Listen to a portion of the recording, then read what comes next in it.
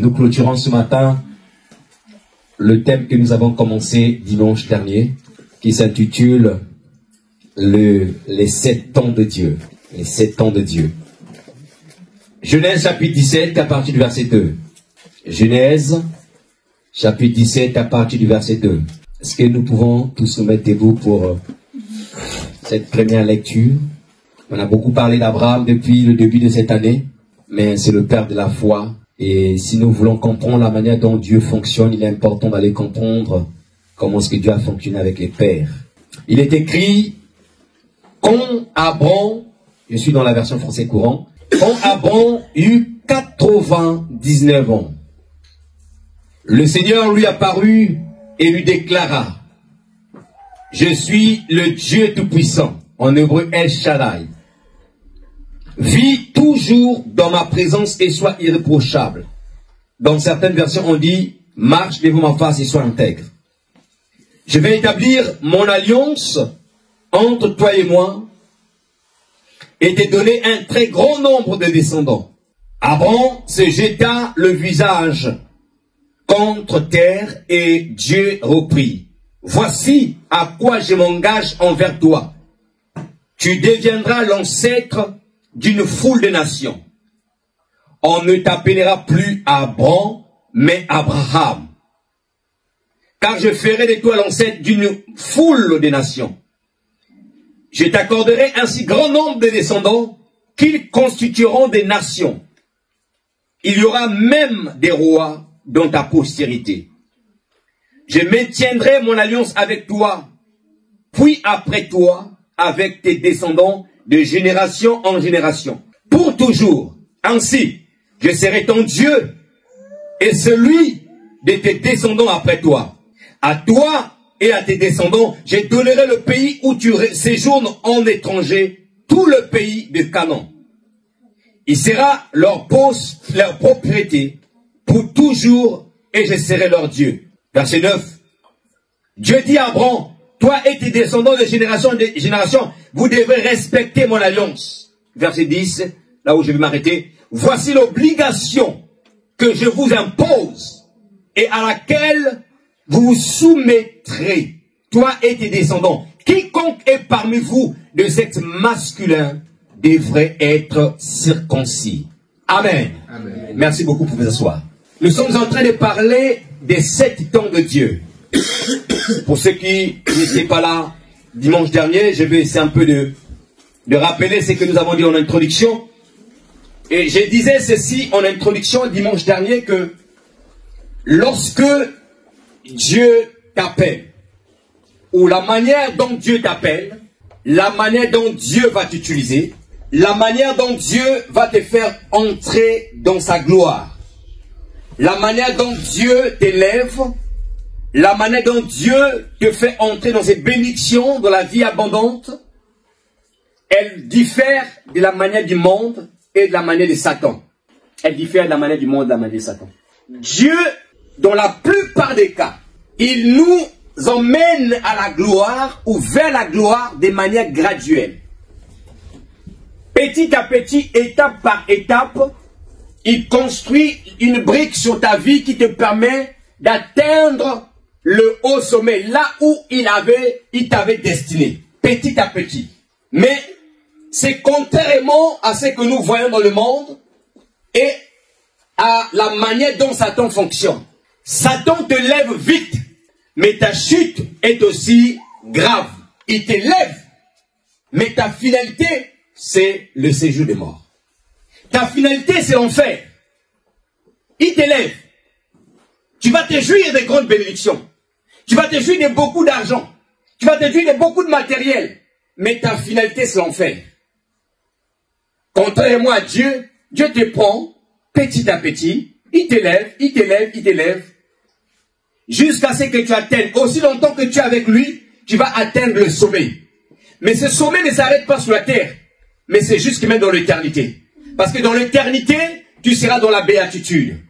Dans l'éternité, tu seras au paradis avec Dieu. Dans l'éternité, tu seras aux côtés de Dieu. Dans l'éternité, tu vas, bien aimé, profiter, prendre part aux noces de l'agneau. Mais Satan, il t'emmène, il t'élève sur la terre les hommes vont t'acclamer, les hommes viendront chercher de l'argent auprès de toi. Mais ta vie, ta finalité sera en enfer. Alléluia. Amen. Et c'est pourquoi nous sommes en train de parler des 7 temps de Dieu. Pour comprendre que avec Dieu, Dieu fonctionne avec des saisons. Aide-moi dire saisons. Aide-moi dire saisons. Dieu fonctionne avec des saisons. Dieu fonctionne avec des temps. On doit comprendre ça. Si tu comprends ça, lorsque tu te retrouves dans une saison de ta vie, tu vas comprendre que dans cette saison-là, c'est que Dieu attend de moi. Dieu fonctionne avec des saisons. Et Dieu fonctionne avec des temps. Et nous sommes en train de parler des 7 temps de Dieu, ou je pourrais dire aussi les 7 saisons de Dieu. La première saison, je ne vais pas rentrer encore dans les détails, nous avons dit que c'était le temps de l'ignorance. C'est une phase où tout être humain passe. Tout être humain, toute personne qui a été appelée par Dieu, passe par cette phase-là. Passe par cette phase. Le temps de l'ignorance.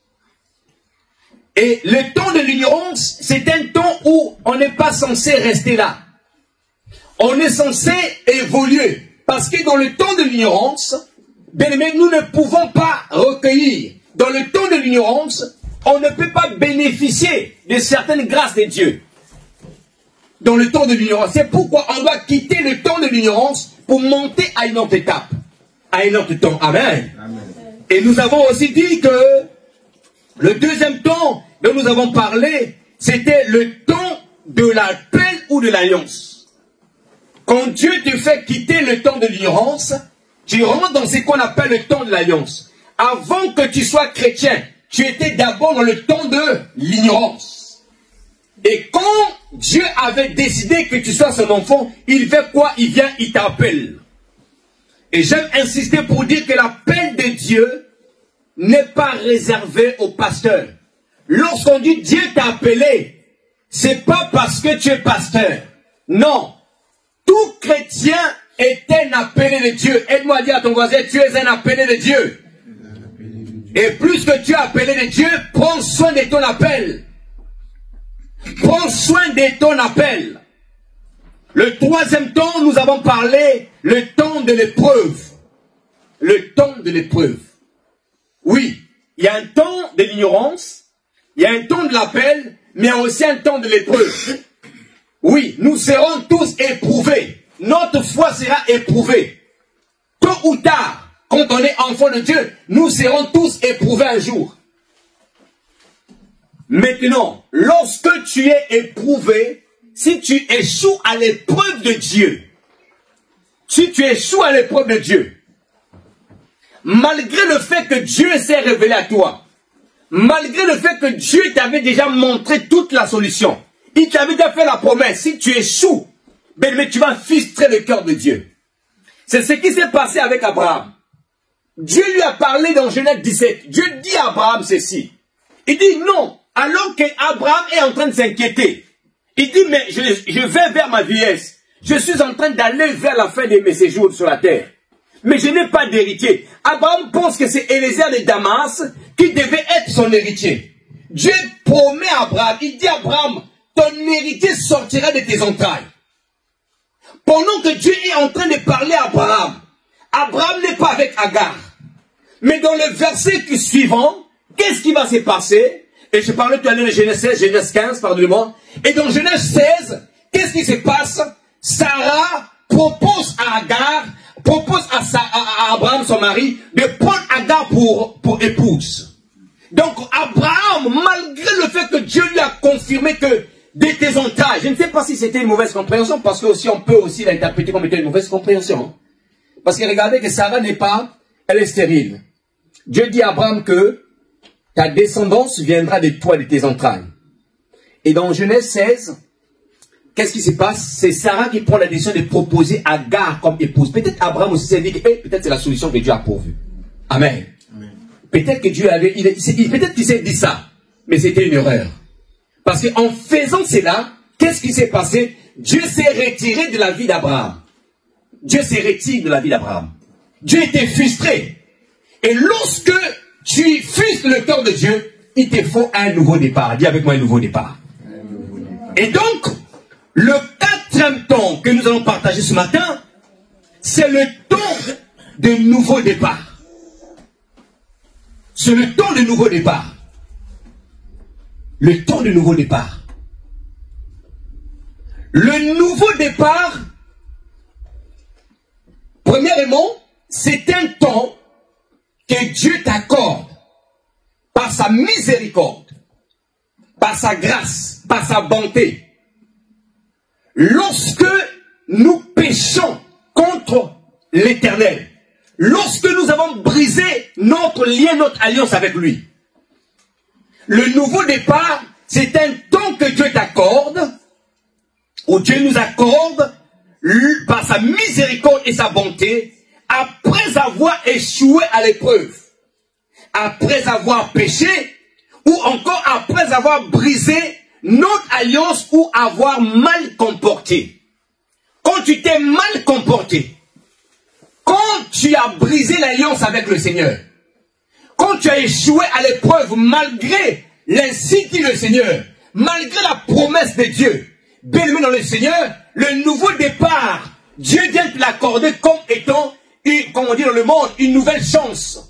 Une nouvelle chance, une nouvelle occasion, une nouvelle opportunité de pouvoir encore marcher avec Dieu. Donc c'est un don que Dieu t'accorde par sa miséricorde.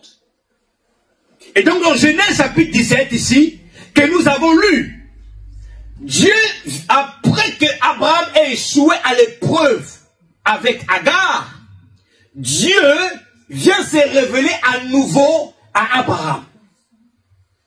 Après 13 années de silence, 13 années du retrait de Dieu. Comme pour dire à quelqu'un, quand tu fuis sur Dieu, Dieu s'éloigne de ta vie. Quand tu fuis sur Dieu, il y a un vide qui s'installe. 13 années, Dieu n'avait plus parlé à Abraham, depuis l'âge de 86 ans. Abraham a 99 ans. Et là, la Bible nous dit quoi? Dieu se révèle à nouveau à Abraham pour lui accorder un nouveau départ. Un nouveau départ. Et ce nouveau départ, lorsque Dieu, Abraham apparaît, l'Éternel apparaît à Abraham, ce nouveau départ avait des attentes claires et objectives. Dieu dit à Abraham ceci. Il dit, marche devant ma face et sois intègre. Et un peu plus loin, l'Éternel dit à Abraham, il impose à Abraham la circoncision comme étant un signe de la nouvelle alliance. Amen. Alléluia. Amen. Il impose à Abraham la circoncision comme étant le signe de la nouvelle alliance. Comme étant le signe du nouveau départ. Il donne la circoncision comme signe. La circoncision était le signe du nouveau départ entre Abraham et Dieu. Et de même nous aussi, enfants de Dieu, chrétiens, la circoncision de cœur est le signe du nouveau départ de ta vie avec Christ. Amen. Je vais l'expliquer. Quand tu décides de devenir chrétien, ou quand tu nais de nouveau,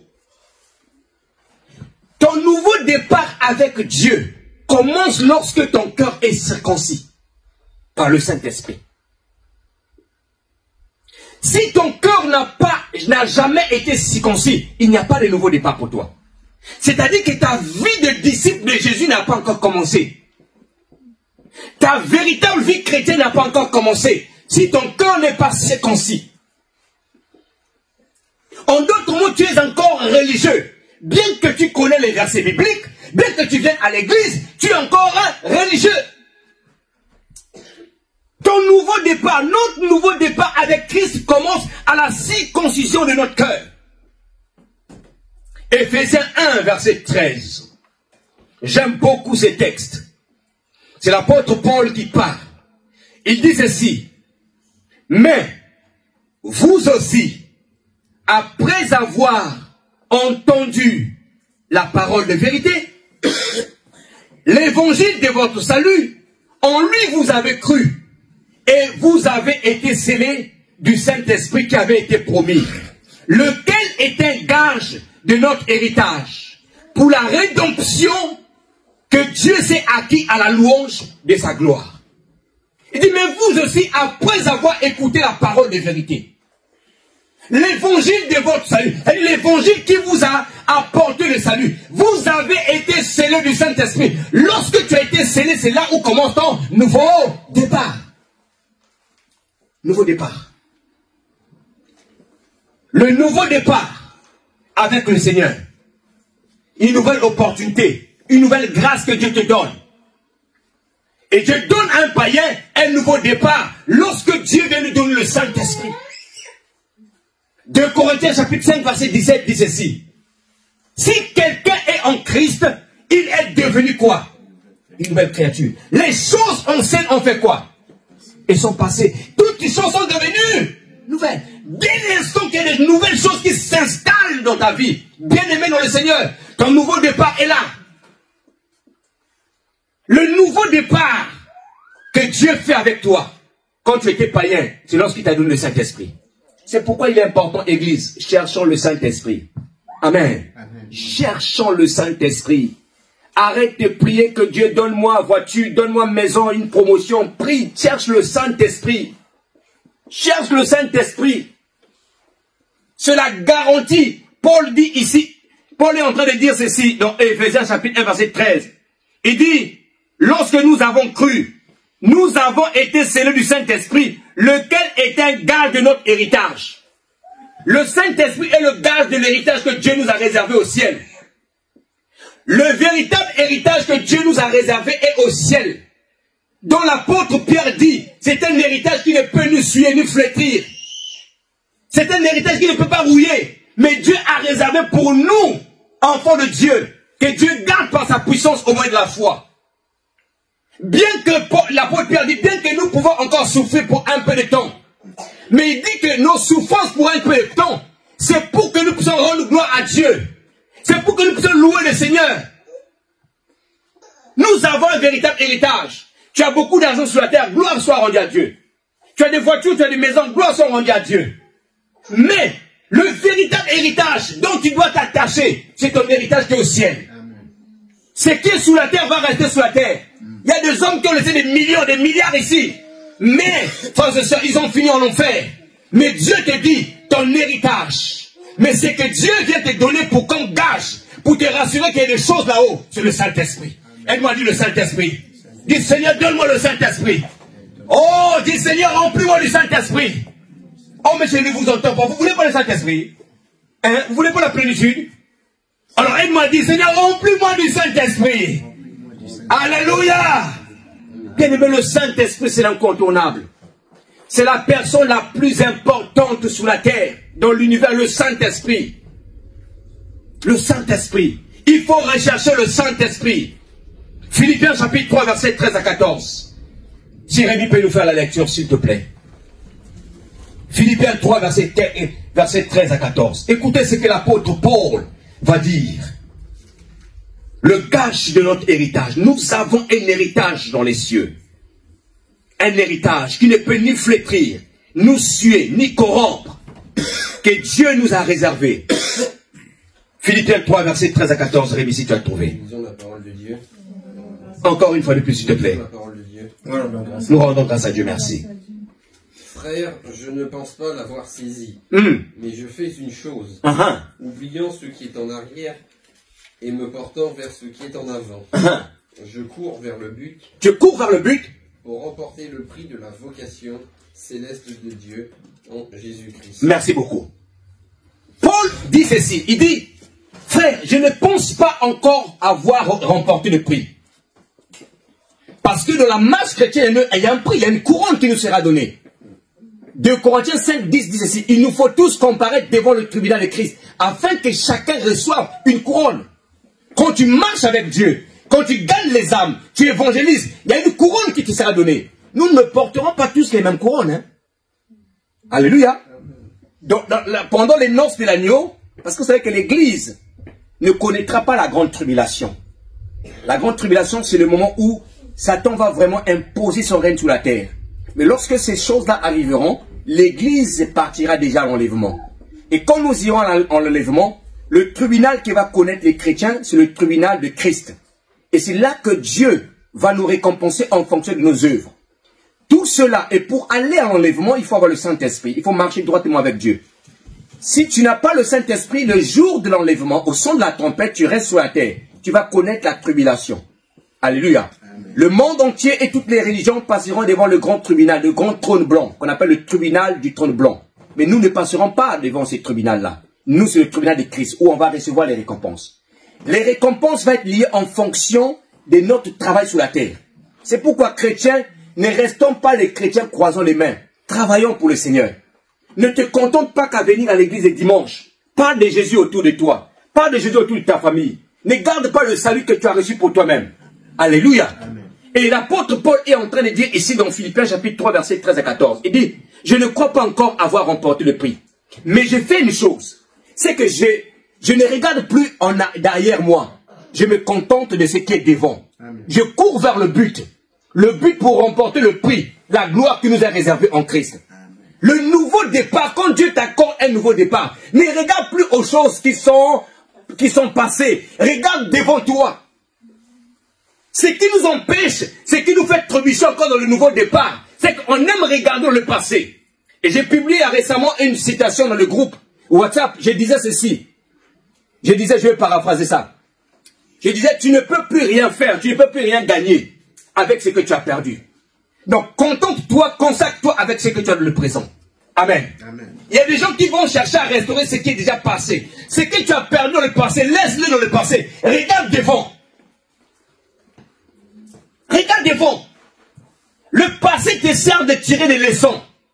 Ne cherche pas à aller chercher dans le passé. Regarde devant là où Dieu t'emmène. Tu avais des choses que tu as abandonnées dans le passé. Dieu t'accorde un nouveau départ. Mais regarde là où Dieu t'emmène. Pourquoi regardes-tu encore le passé? Pourquoi regardes-tu encore les boîtes de nuit que tu allais? Pourquoi regardes-tu encore les copains que tu avais laissés? Regarde devant toi, c'est là où Dieu t'emmène. Le nouveau départ est une grâce, frères et sœurs. Combien de personnes pleurent aujourd'hui? Ils pleurent, ils se lamentent parce qu'ils avaient péché. Et la gloire de Dieu, depuis que cette gloire est partie, ils sont seuls. Ils vivent dans le vide. C'est une grâce. Amen. C'est une grâce. Le nouveau départ. Dieu vient t'accorder encore une nouvelle chance. Si je me permets du terme chance ou une nouvelle grâce. Mais c'est une grâce. Il y a des hommes de Dieu qui ont perdu l'onction. Parce qu'ils sont tombés dans l'impudicité. Et jusqu'à aujourd'hui là, ils pleurent devant Dieu de restaurer la gloire qu'ils avaient. Il y a un adage qui dit ceci. Mieux vaut prévenir que... Ah oui. Mieux vaut prévenir que... Parce que qui sait que tu vas guérir? Qui en sait? Donc mieux vaut prévenir. Protège ce que tu as. Ne te dis pas que je vais tomber, Dieu veut me relever. Il se peut que Dieu aussi ne te relève pas. 13 années, Abraham était en train de souffrir. 13 années, Abraham était en train de pleurer. Quand vous lisez l'histoire d'Abraham, Dieu l'appelle à 75 ans. De 75 ans à 86 ans. Chaque 2 ans et demi, Dieu venait le parler. Mais là, ça faisait près de 13 années. Dieu ne lui avait plus parlé. Il souffrait de la présence de Dieu. Le manque de la présence de Dieu. Imagine que Dieu l'a fait quitter Ur en Chaldée. Dieu le fait quitter là-bas. Il arrive à Canaan. Le Dieu qui l'emmène à Canaan s'est retiré de lui. C'est-à-dire qu'il devait perdu. Il devait perdu. Bien-aimé dans le Seigneur. Et Dieu vient lui accorder un nouveau départ. Amen. Amen. Amen. Mais au-delà des attentes claires et objectives que Dieu avait pour Abraham, c'est que ce nouveau départ avait aussi des avantages. Et parmi les avantages, on a lu tout à l'heure que Dieu va signer une alliance, va faire une alliance avec Abraham. Deuxièmement, c'est que Dieu va changer le nom d'Abraham à Abraham. C'est-à-dire le père seul a père d'une multitude. Parce qu'Abraham, c'était quoi? C'était les petites choses, la petitesse. Abraham, c'était la stérilité. Abraham, c'était les moindres, les petites choses. Mais Abraham, c'était la multiplication. Dieu change son nom. Et en Jésus, Dieu a changé ton nom. Amen. Tu t'appelais païen avant. Aujourd'hui, tu es enfant de Dieu. Amen. Alors, est-ce que tu peux dire, je suis un enfant de Dieu? Alléluia. Tu t'appelles maintenant enfant de Dieu. Tu t'appelles maintenant héritier de Dieu. Tu t'appelles maintenant co-héritier avec Christ. Alléluia. Amen. Dieu a changé ton identité. Dieu a changé ton nom. C'est ça qui doit te rendre fort devant le diable. C'est ça que tu dois proclamer devant l'ennemi. Quand l'ennemi vient te rappeler que tu es sous mon contrôle parce que tes parents avaient signé, tu lui rappelles que je suis maintenant enfant de Dieu. Tu lui rappelles ça. Il faut rappeler à l'ennemi ce que nous sommes devenus en Christ. Amen. Rappelle à l'ennemi ce que Dieu a accompli dans ta vie. Amen. Amen. Donc tout nouveau départ, mes frères et sœurs, est toujours accompagné d'un signe. Quand Dieu t'accorde un nouveau départ, c'est toujours un signe. Le signe du nouveau départ, lorsque nous étions païens sous le Saint-Esprit. Et le signe pour Abraham, c'était la circoncision. Mais on va lire un autre texte ici, on va découvrir une autre personne qui a connu un nouveau départ. Et Dieu a donné un signe. Est-ce que quelqu'un, Rémi, peux-tu nous prendre s'il te plaît, Genèse chapitre 9, à partir du verset 8 jusqu'au verset 13. On va découvrir ensemble une autre personne qui a connu un nouveau départ. Le Dieu que nous servons est un Dieu de nouveau départ. Dieu peut t'accorder un nouveau départ. Alléluia. Amen. Genèse chapitre 9, verset 8 à 13. La parole de Dieu. Nous rendons grâce à Dieu. Encore une fois de plus, s'il te plaît. La parole de Dieu. Nous rendons grâce. Merci. Dieu parla encore à Noé. Dieu parlait encore à Noé. Et à ses fils. Et à ses fils. Avec lui. En disant. Voici. Un peu plus fort que ça, s'il te plaît. Voici. Oui. J'établis mon alliance avec vous. Voici, j'établis mon alliance avec toi. Vas-y. Et avec votre prospérité après vous. Avec votre postérité après vous, c'est ça? Postérité, pardon. Oui. Vas-y. Avec tous les êtres vivants qui sont avec vous, tant les oiseaux que le bétail, tous les animaux de la terre, soit avec tous ceux qui sont sortis de l'arche, soit avec tous les animaux de la terre. J'établis mon alliance avec vous. Aucune chair ne sera plus exterminée par les eaux du déluge. Et il n'y aura plus de déluge pour détruire la terre. Et Dieu dit, c'est ici le signe de l'alliance que j'établis. C'est ici le signe de quoi? Écoutez. C'est ici le signe de l'alliance. Attends, une minute. Noé, il est sauvé avec sa famille, non? Le monde est rasé par le déluge. Donc Noé sort de l'arche. C'est un nouveau départ, parce que c'est le seul être humain qui est resté. Dieu vient établir une alliance avec Noé. C'est un nouveau départ pour Noé. Mais regardez maintenant le signe qu'il va donner. Donc, c'est pour dire à quelqu'un que derrière tout nouveau départ, il y a toujours un signe. Vas-y, continue, Rémi. C'est ici le signe de l'alliance que j'établis entre moi et vous, et tous les êtres vivants qui sont avec vous pour les générations à toujours. J'ai placé mon arc dans la nuit, et il servira de signe d'alliance entre moi et la terre. J'ai placé mon arc dans les nuées. L'arc ici c'est quoi? L'arc-en-ciel. Il place l'arc-en-ciel comme signe pour Noé et pour tous les êtres vivants qui viendront après Noé. Et continue. Quand j'aurai rassemblé des nuages au-dessus de la terre, l'arc paraîtra dans la nuée.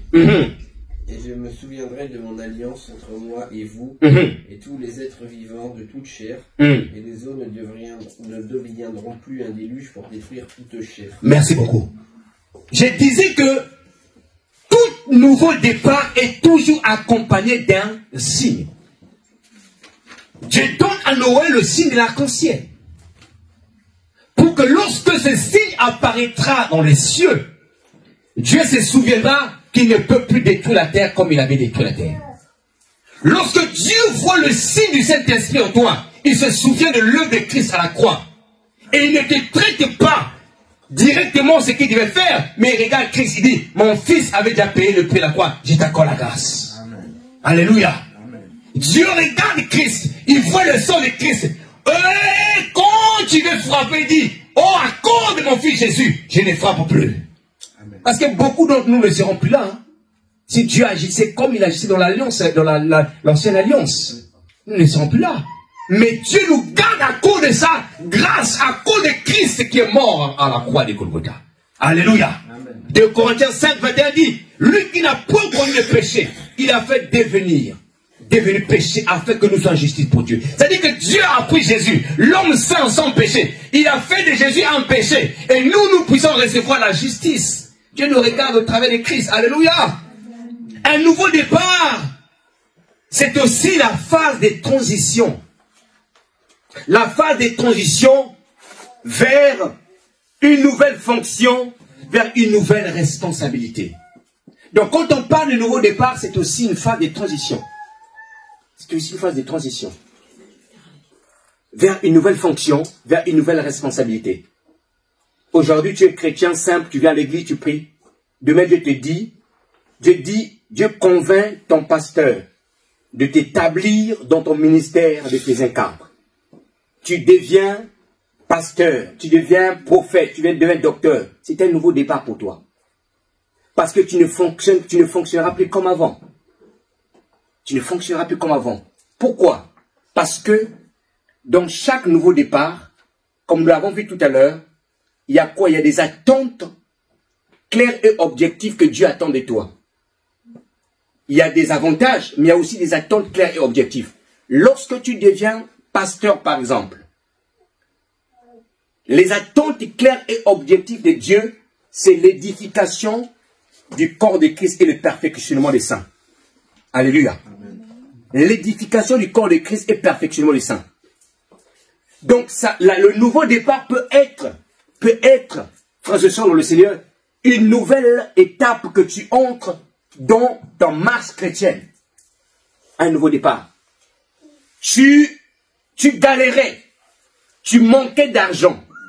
Tu n'atteignais pas le 2 bouts du mois. Tu souffrais grave. Tu n'arrivais pas. Tout ne marchait pas. Et un jour, Dieu t'ouvre les portes financières. Dieu t'ouvre les portes financières. C'est un nouveau départ. Alléluia. Amen. Mais je vais redire à quelqu'un ceci. Retenez ceci. Le nouveau départ, il y a ce que Dieu attend de toi. Et il y a des avantages. Au-delà des avantages, il y a ce que Dieu attend de toi. Amen. Quand Dieu te bénit financièrement, ce n'est pas pour que tu finisses des magasins. Non. 2 Corinthiens 9, verset 11. Quand Dieu te bénit financièrement, ce n'est pas pour frimer.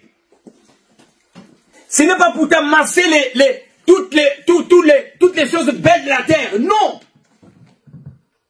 Quand Dieu te rend riche financièrement, quand Dieu te bénit financièrement, Rémi va nous lire ici. Nous allons lire ensemble le but pour lequel Dieu nous rend riches. 2 Corinthiens chapitre 9 à partir du verset 10. Pourquoi Dieu te donne les finances? Pourquoi Dieu te rend riche financièrement? Tu as trouvé? Oui. Vas-y. Écoutez-moi très bien, frères et sœurs, ouvrez vos oreilles. Et lisez, écoutons tous ces versets-là. 2 Corinthiens 9, verset 10 jusqu'au verset 11. Pourquoi Dieu te rend riche? Nous lisons la parole de Dieu. Nous rendons grâce à Dieu. Celui qui fournit de la semence au semeur. Un peu plus fort. Celui qui fournit de la semence au semeur et du pain pour sa nourriture, oui, vous fournira, oui, et vous multipliera, oui, la semence, oui, et il augmentera les fruits de votre justice. Il augmentera les fruits de votre justice. Continue. Vous serez de la sorte enrichis à tout égard, oui, pour toute espèce de libéralité qui, par notre moyen, feront offrir à Dieu de grâce. Le Dieu qui rend riche, je vais vous lire ça dans la version français courant pour que vous compreniez bien. Parce que là, ça c'est Louis Ségon, parfois c'est un peu flou. Je vais vous lire ça pour que vous compreniez. Le Dieu qui rend riche en toutes choses, il nous rend riches pour que nous soyons riches en libéralité. Écoutez ce qui est écrit dans la version français courant, c'est beaucoup plus clair. Tu peux t'asseoir, merci beaucoup Rémi. Dieu qui fournit la sémence au semeur et le pain qui le nourrit, vous fournira toute la sémence dont vous avez besoin. Dieu vous donnera la sémence dont vous avez besoin. Et la fera croître pour que votre générosité produise beaucoup de fruits. Verset 11. Il vous rendra suffisamment riche en tout temps pour que vous puissiez sans cesse vous montrer généreux. Amen. Amen. Donc, quel est le but ici pour lequel Dieu nous rend riches en tout temps? C'est pourquoi? C'est partager. Le mot utilisé, c'est quoi? Libéralité. Et dans ma version, pour être généreux. Amen. Amen. Donc, Dieu ne te rend pas riche pour épargner à excès. Non. Même le roi Salomon, qui était un roi des plus riches, il a dit ceci: celui qui épargne l'excès, ça appauvrit. Dieu te rend riche pour que tu sois riche en libéralité. Pour que tu penses aux pauvres. Pour que tu penses aux veuves. Pour que tu penses à l'œuvre de Dieu. Ce n'est pas pour que tu épargnes, non. Tout ce que Dieu nous donne, nous sommes que des gestionnaires. Ça appartient à Dieu. Quelqu'un me comprend ce matin? Amen. Tout ce que Dieu te donne. Mais attends.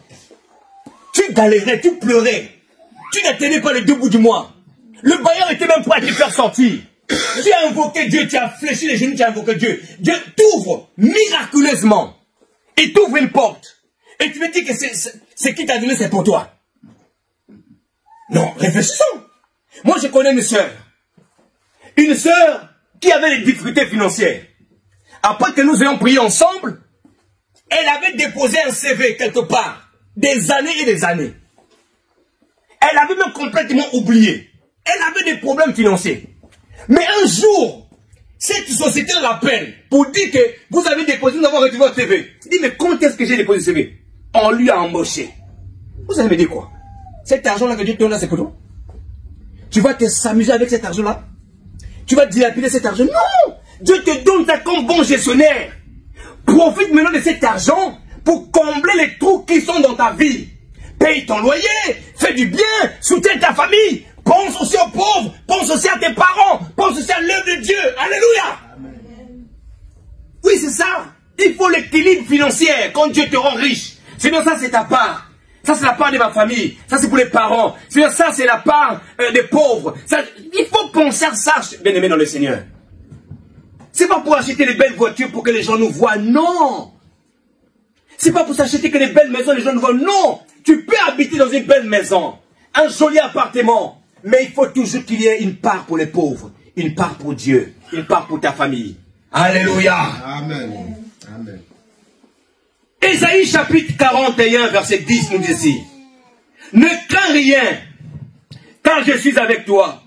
Ne promène pas des regards inquiets, car je suis ton Dieu. Je te fortifie, je viens à ton secours, je te soutiens de ma droite triomphante. Ne crains rien. Le nouveau départ, Dieu est avec toi. Et dans Ésaïe chapitre 41, verset 18 à 19, il est écrit ceci. Ne pensez plus aux événements passés. Et ne considérez plus ce qui est ancien. Voici, je vais faire une nouvelle chose. Une chose sur le point d'arriver. Bien-aimé, un nouveau départ. Ne pense plus aux événements passés. Ne pensez plus. Ce que tu étais hier est passé. Maintenant que Dieu, il t'accorde une seconde grâce, il t'accorde une nouvelle chance pour que tu te lances, pour que tu commences à remarcher avec lui. Voilà où Dieu t'emmène. Ne regarde plus ce qui est derrière. Ce que tu n'as pas pu atteindre derrière, c'est derrière toi. Maintenant, regarde la nouvelle alliance. Parce que dans le nouveau départ, bien aimé, Dieu t'accorde la possibilité d'atteindre ce que tu n'avais pas atteint hier. Toi, Dieu t'a fait grâce. Toi, tu es devenu chrétienne. Tu vas encore régler le problème d'hier. Alors que Dieu t'emmène dans une autre dimension. Dieu te voit prospère. Dieu te voit élevé demain. Mais toi, tu vas encore régler les situations d'hier. Oublie hier. Ne pensez plus aux événements passés. Pense plus. Ne pense plus à ce mec-là. Non, oublie-le. Oublie-le. Maintenant, la marche avec Christ. Regarde devant. Amen. Regarde devant.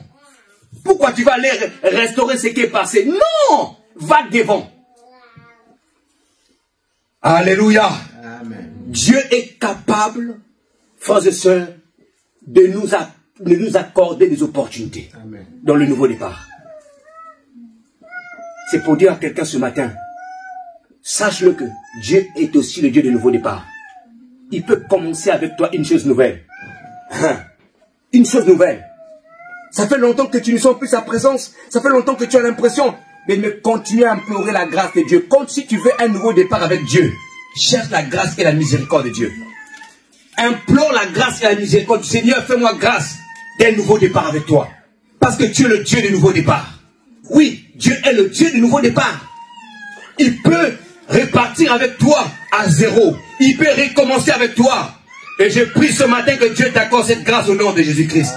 Oui, que Dieu t'accorde cette grâce afin que, bien aimé, tu recommences avec lui. Hier, tu n'avais peut-être plus cette grâce-là, cette onction, cet engouement, cet amour. Bien aimé, ce matin, que Dieu t'accorde cette grâce au nom de Jésus.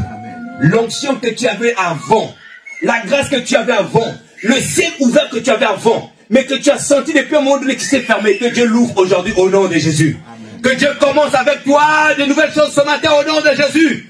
Amen. Alléluia. Amen. Oui, un nouveau départ. Un nouveau départ. Le cinquième temps, c'est le temps de l'accomplissement.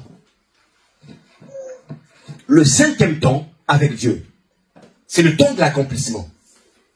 Il n'y a pas que l'épreuve. Il n'y a pas que, bien aimé, le temps de l'ignorance. Il n'y a pas que le temps d'appel. Il n'y a pas que le temps du nouveau départ. Il y a aussi le temps de l'accomplissement. Oui, Dieu a beau te redonner un nouveau départ.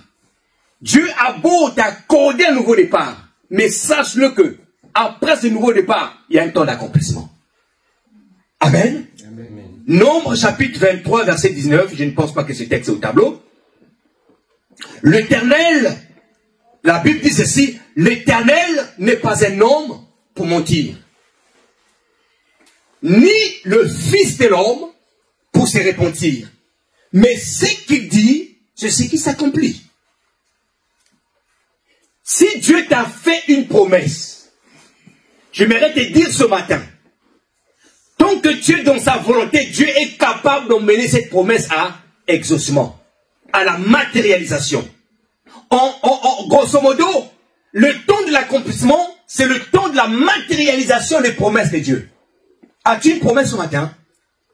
Laisse-moi te dire, aussi longtemps que tu es dans sa volonté, il va emmener cette promesse à la matérialisation.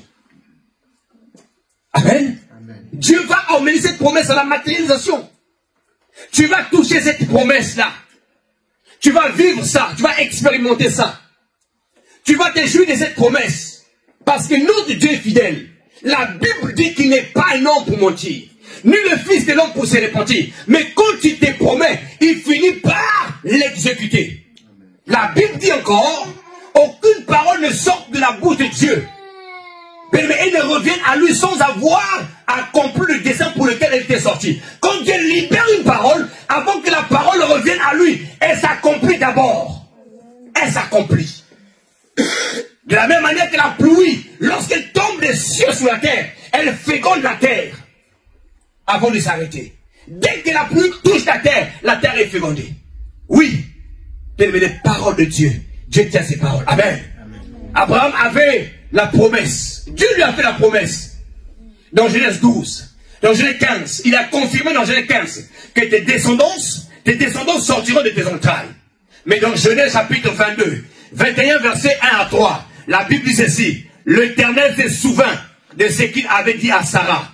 Et l'Éternel accomplit pour Sarah ce qu'il avait promis. Sarah devint enceinte et elle enfanta un fils à Abraham dans sa vieillesse, au temps fixé dont Dieu avait parlé. Alléluia. Amen. Que la promesse de Dieu s'accomplisse dans ta vie au nom de Jésus. Amen. Que c'est que Dieu t'avait promis que tu puisses entrer en cela au nom de Jésus. Bien aimé, tu ne mourras pas sans voir tes promesses. Amen. Tu mourras avant de mourir, tu vas voir les promesses de Dieu au nom de Jésus. Amen. Oui.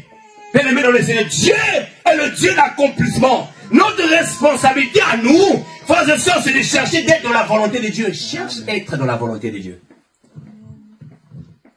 Tout ce que Dieu nous demande, mon fils, ma fille, sois dans ma volonté. Amen. Le monde ne t'adonnera rien. Les désirs de la chair t'éloignera de moi. La Bible dit que les désirs de la chair sont contraires à ceux de l'esprit. N'écoute pas trop ta chair. Il faut comprendre que ta chair, c'est la matière. Le vrai toi, c'est l'esprit qui est à l'intérieur de toi. Amen. Cultive ton esprit, travaille-le. En lisant la Bible, en priant, travaille-le. La chair là, la chair a des envies qui vont t'éloigner de Dieu. Elle est poussière, elle restera la poussière. Mais si tu laisses la prééminence à la chair emmènera aussi ton esprit à l'enfer. C'est-à-dire que lui retourne la poussière, mais l'esprit retourne l'enfer. Alors si tu donnes la prééminence de l'esprit, l'homme intérieur, à ta chair, mais lorsque cela va se décomposer, l'esprit ira au paradis auprès de Dieu. Alléluia. Amen. La responsabilité qui nous incombe, bien aimé dans le Seigneur, c'est d'être dans la volonté de Dieu pour que les promesses puissent s'accomplir. Pour que les promesses puissent s'accomplir. La Bible dit, écoutez, Sarah était en âge avancé. Mais la promesse a fini par s'accomplir. Et nous pouvons donc comprendre par là que la promesse de Dieu n'agit pas dans notre vie, ça veut dire que la promesse de Dieu ne dépend pas de notre âge. L'accomplissement de la promesse de Dieu ne dépend pas de notre âge. Ou encore en d'autres mots, la promesse de Dieu ne périt jamais. La promesse de Dieu ne périt jamais.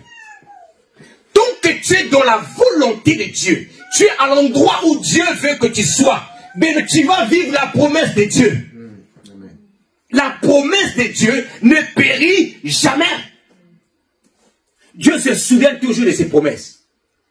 430 ans après, 430 ans après, Israël, le peuple d'Israël est en train de pleurer en Égypte. Dieu se souvient, écoutez ce que dit la Bible. La Bible dit ceci dans Exode, chapitre 2, verset 25, et chapitre 3, verset 1. Dieu se souvient de ce qu'il avait promis à Abraham, à Isaac et à Jacob. 430 ans après. Cherche les promesses de Dieu, pas les promesses des hommes. L'homme peut te promettre, n'est pas accomplir. Mais Dieu, quand tu es fidèle, il finit par accomplir. Quand tu es fidèle. Mes amis, cherchons à être dans la volonté de Dieu, je vous en supplie. Cherchons Dieu, cherchons Dieu. Le monde ne va pas te donner quelque chose. Ne sois pas fier de tes diplômes. Ne sois pas fier de ton parcours. Je disais un jour à un frère, je dis, tu sais bien aimé, un frère qui voulait bomber les torses, qui voulait son orgueil à cause de ses diplômes. J'ai dit, frère, si tous les pasteurs parlaient de leur diplôme, tu seras étonné de voir qu'il y avait des pasteurs docteurs, qui ont les doctorats, mais ils ne parlent jamais de leur diplôme. Ils ont pris leur diplôme, ils ont mis à côté, ils ont servi le Seigneur. Et toi, tu as un petit bac plus 5, tu veux t'enorgueillir.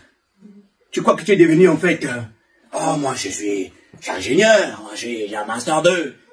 Et je connais des pasteurs qui ont des doctorats en management, en leadership.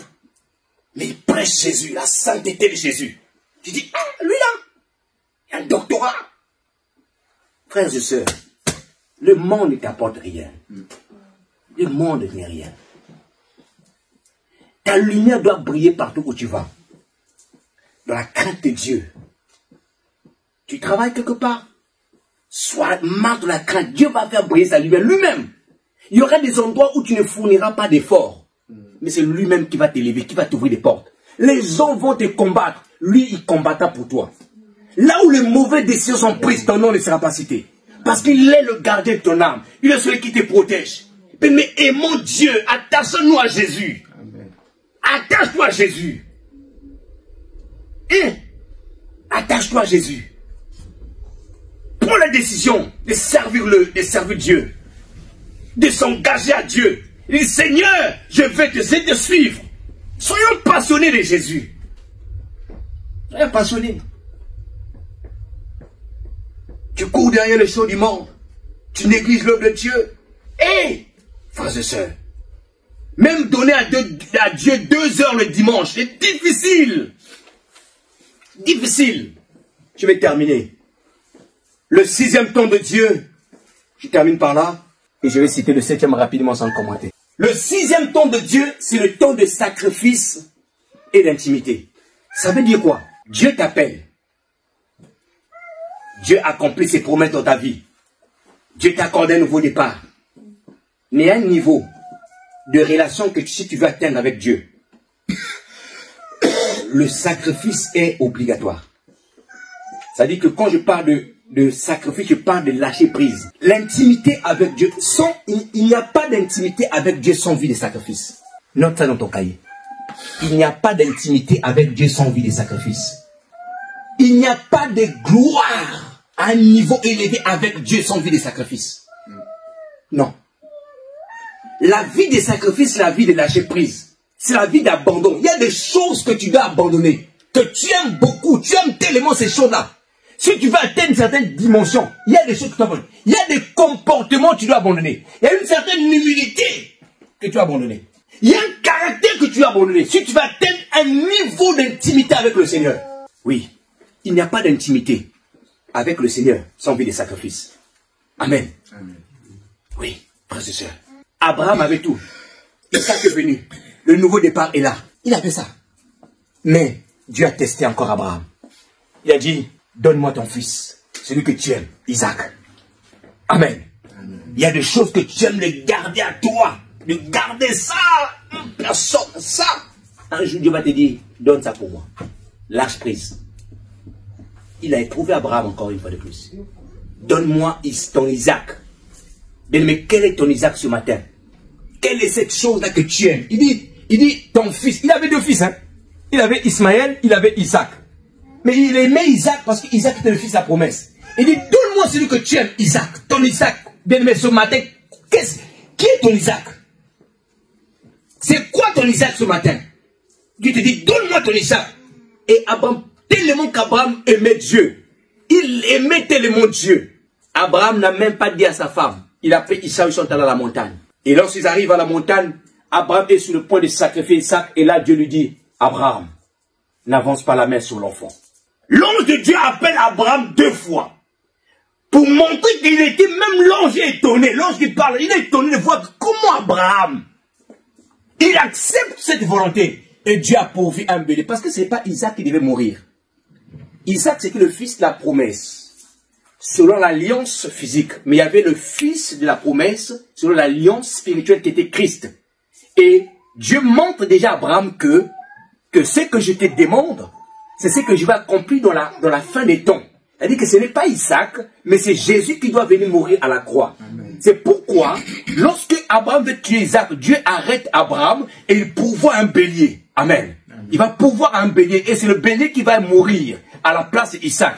Pourquoi? Parce que le véritable fils de la promesse, selon l'alliance spirituelle, devrait venir plus tard, Jésus-Christ, pour mourir à la croix.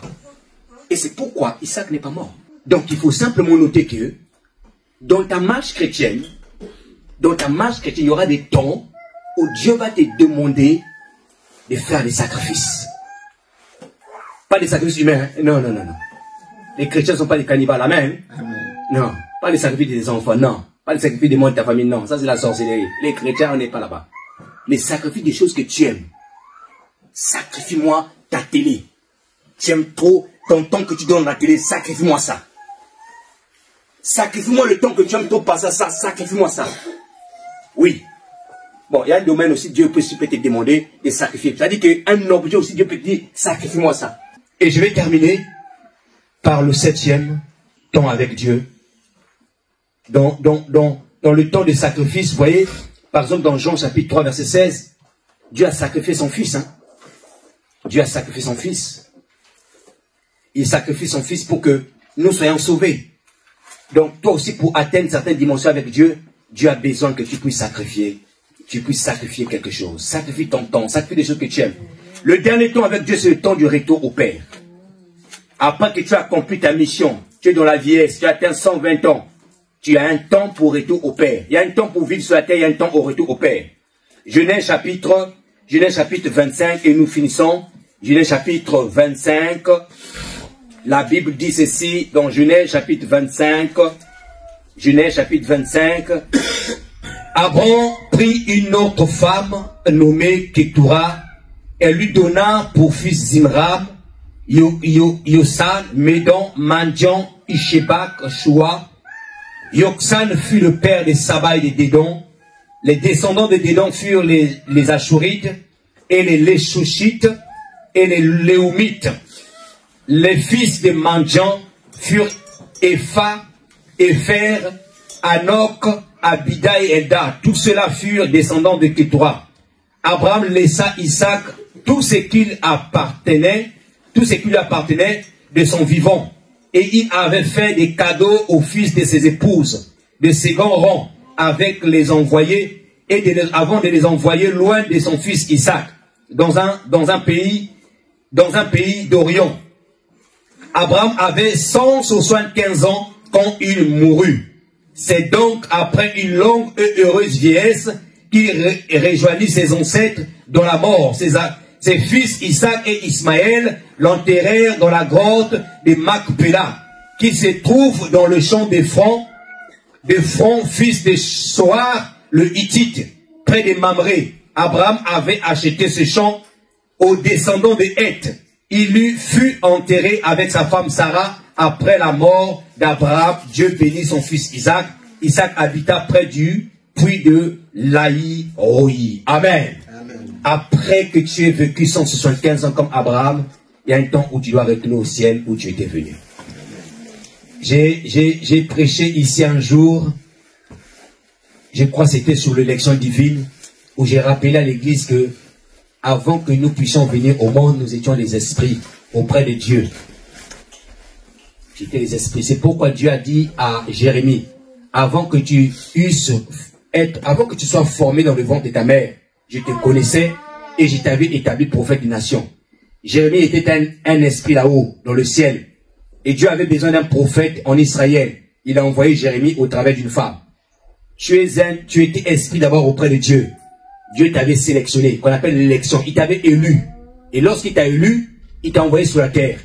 Il a attendu encore un peu de temps, jusqu'au jour où il vient se révéler à toi. C'est pourquoi tu es né de nouveau. C'est pourquoi tu es disciple de Jésus. C'est pourquoi tu es enfant de Dieu. Amen. Amen. Et donc, quand tu vas accomplir ta mission à 175 ans comme Abraham, tu dois retourner esprit là-bas auprès du Papa. Amen. Amen. À condition que tu marches droitement avec Dieu sur la terre. Tu ne laisses pas corrompre. Amen. Amen. Oui. Parce que Satan a aussi été créé parfait. Il s'est corrompu de devenir Satan. Que Dieu vous bénisse. Amen. Amen. Amen. Amen. Alléluia. Amen.